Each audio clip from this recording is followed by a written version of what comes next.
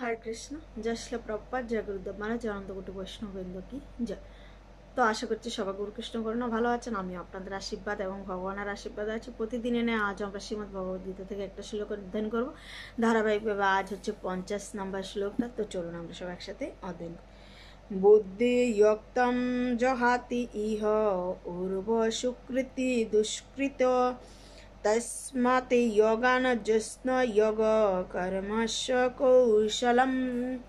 যিনি ভগবত ভক্তি অনুশীলন করেন তিনি এই জীবনের পাপ ও পুণ্যের উভয় থেকে মুক্ত হন। অতএব তুমি নিষ্কাম কর্মযুগের অনুষ্ঠান করো, সেটাই হচ্ছে সর্বাঙ্গীর কর্ম কৌশল।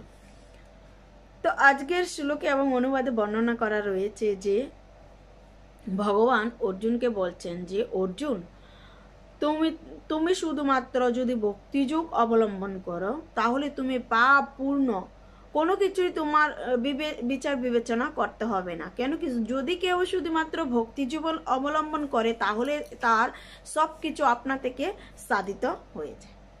হরে কৃষ্ণ।